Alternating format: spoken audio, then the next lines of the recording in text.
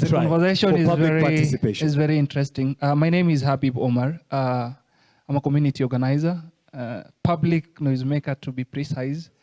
I make a lot of noise because our silence kills. And definitely, maybe let me start by saying that I'm very skeptical about even the press statement being given by religious leaders. I feel like it's a scheme by Zakayo just to ensure that we do not rise again. And because church speaks for us as the people. They've been silent for the longest period of time. So definitely, I'm not one person who is buying into that aspect. Until that point and the time that we'll be able to see church leaders on the street leading the process, calling out, being categorically calling that wewe ni mwizi, ama Ruto wacha kuwa vijana, ama wacha stop abducting young people and all that, then we'll be able to believe church. Maybe just coming to Samuel Kasaure, you see, Thomas Sankara actually warned us against being potential criminals, because a soldier without ideology is a potential criminal. And definitely, I don't know if Samuel is a potential criminal, or what are some of the values, what are the virtues, what are the principles that you stand for? What is that one thing that you stand for as a young leader that you are ready and willing to die for, that you can be known for?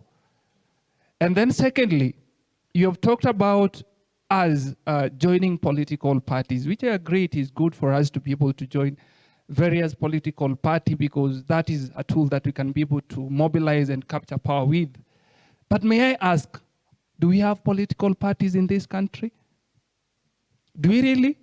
Do we have political parties, or do we have tribal affiliations, or maybe personal tool to be able to make business, do business? Do we have political party? Because at the center of the political party must be the interest of the people. Tell me which political party, yes, ODM stands for democracy, the D in democracy. Does it really work in ODM?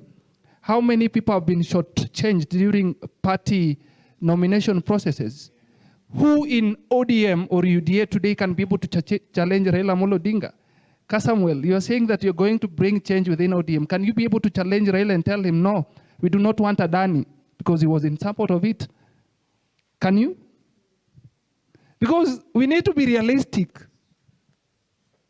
This is one person at the end of the day. We were surprised because for the longest, and we wanted to call Raila for who he is. We appreciate the work he has done, the sacrifices he has made. But for how long are we going to pray for that price tag? Because he was a liberator, he stood firm, he was a social justice advocate. Then now everything he says and he does is okay, that we cannot be able to challenge and question. And today you want to tell us that ODM is the biggest political party. What ideologies, what is it that they stand for? That today we have lost young people who are killed, people are being abducted. Right now you're just walking around the street, but you have fear. You fear for your life. For us, I will be able to tell you, for example, I serve at Kariobangi Social Justice Center. And these things, we run with our own coin. Sometimes you help someone, and it's that same person who is going to be able to abuse you and maybe even attack you. But you serve within that community. Sometimes we use our own pocket money. And we have been there. So at the end of the day, we need to be able to challenge ourselves as young people, that we'll never allow ourselves to be allured by the essence of maybe gaining power, popularity, and all that. It's all about aspiration. It's all about standing for something. And that is why some of us, we are very skeptical about you, and because you are very promising, you did what you could be able to do, but right now we think that you're just a potential criminal. I was very promising as what? You see, you came into limelight and all that because you had that determination. And in between, young people actually believed in you. But definitely at this point in time, we don't know, because you have joined the oppressor. They believed in you for what? That's what I honestly want to answer this question. Yes, they believed in you because of what you stood for. You see, is there something you believe I stood for that I have recently You stood betrayed? For what is right. We were fighting to be able to realize change in this country. Things were not right. And we thought that at the end of the day, we have identified ourselves with you, because we've been in this struggle for a very long time, you see. But at the end of the day, we feel disappointed as young people. And we have to tell you this. And that is why I'm asking, what do you stand for as a young person? Are you a potential criminal? What are some of the values that you believe in? Because Thomas Sankara actually warned us against being potential criminals. I feel like that's it's a question that puts you in a corner. But I can get myself out of that corner. You've been in activism for how long? So for the last 10 years, you have been consistently fighting for the people. So it means you're well grounded in ideology. I will not ask you what it is, right? The area MCA, from where you come from, is he better educated politically than you are? Your area MP, is he better politically educated than you are? How comes then you are not in that position? You've been doing it for 10 years. You've been trying, right? Have you vied for the thing? You've tried, and so the Kenyans did not, yes, they made a choice, right? It's a thing which I was asking myself when I was, because I've come into this activism space as a fairly new figure. It's a fight I've been having with the people, saying that what is our alternative to the 500 shilling note? No amount of ideology. Sankara worked because he took power, right? Because right now, and I've asked you what you believed in me for, you can't even tell me. You just feel like, no, this man has disappointed us because he's joined ODM. But the question you've asked me, you should have said, because I've consistently said these are the things that I've been fighting for. The three things all of us have been fighting for: good governance, accountability in government, and lack of corruption. I have donated my body to the streets this entire year. You're talking about pocket money. Until now, and this is a dare which I saw today, I even was doing something on socials, I have not received a single cent from government. When we were at the height of protest, niliambiwa nilete list. I could have joined this government. I've had several opportunities. As we speak, being told now you can give us names of people you want to be nominated to members of committees and chairmen of committees. The reason why I still walk like this is because, and why I've not beefed up security, is because I believe the only thing I have is my coat, my vest of morality. And as you ask the things I stand for, and why you would say, are there political parties? I'll take you back to 2022 then. We have a lot of political parties. We have, let's talk about the parties in the left. Name them. We have Ukweli Party, yes. We have Communist Party of Kenya. We have, yes, we have United Green Movement. We have RSL. We have Chama cha Mapinduzi. Kweli? PRP, All African People.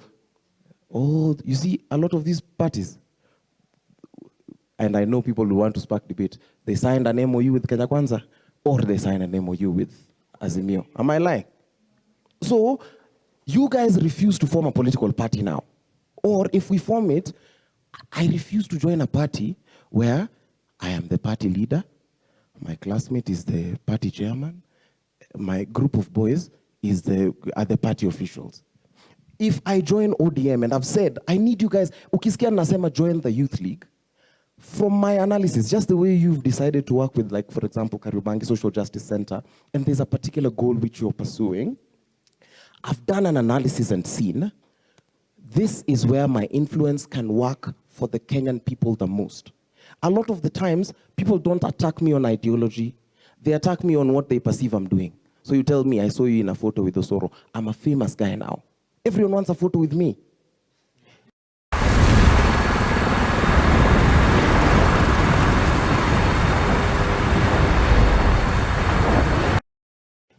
And I wouldn't even be humble about it. It's true.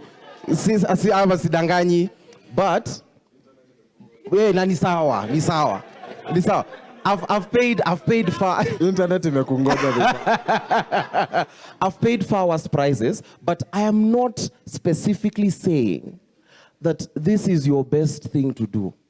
But we cannot sit and become armchair revolutionaries, that all we want to do is write grants and proposals, go and do concerts, go and pick papers along riverbanks, and plant a few mbogas. Then one MP comes and says, lalisha hii kitu yote. and inalala. And you want to tell me that in this room, nobody has the potential to become an MP? Yeah, but all of you are very eloquent people, and you know, whichever political party you join, utapatiwa kiti as the youth person. Kwa nini tusibattle hizi vitu out instead of being in a town hall? Because kama hii ndio ingekuwa bunge, tungekuwa tumeangusha finance bilama, tungekuwa tumetoa shi na sha. But hii kitu tumelalia. NHIF, when they wanted to change it, this is a conversation that started in 2021. But tumekuwa tumelala, and then MPs, sitting MPs who you pay from your pocket, now want to be activists. And then you want to blame it on a musician. No, actually, that's what I wanted to build on. Are you able to, as part of ODM Youth League, challenge Raila Amolo Odinga? What give me a particular issue that I need to challenge. Very good, very good. Sawa sawa. Let's talk about Adani. Yes. I was with Baba the day before. I was with Baba the day before he spoke about Adani. And we had this really lengthy chat, and he shows me photos of and videos of them and the kind of work that the man has been doing, and tararara. And he tells me this is why, and I hear people are talking about Adani Gate, and I tell him, yeah, I think I just don't see I don't see how this man is good for the country. I sat with Adani. No, I'm talking about Adani. This is, no, I didn't sit with Adani. He sat with Raila, told him. The Right Honorable Raila, and told him, this is what I think about Adani. I'm still here right now. I'm still in the Youth League. Kwanza, that was even before I joined the Youth League. That was, I think, a day after, that was on the Monday after Bomas. So in this thing for challenging, you sit and you say you cannot challenge Baba, but you've not dared sit with him. You refuse to sit with him. All of us refuse to sit with him. And it's the same way, for example, I am not here, for example, to change what he thinks. I am here to change Kenya. If this is the vehicle I have identified, for example, we usually go to a ballot and you say, Apana, I vote against this man, I vote against this. And this, I'm also subjecting myself to it happening to me. In 2027, mutasema, huyu apana, hajatosha, ama huyu ametosha. I'm not entering this political party to serve the Right Honorable Raila Odinga. Even he did not create that party to serve himself, if you read the constitution of the party. I am entering this as a tool that will help us to take political power. I just don't want to sit in a town hall meeting and we have the most robust debates. And then when we go out there, there's someone who's going to piss on the essence of this whole debate. Let me just push back and ask, with what you said, you challenged him in private. Right. Are you able to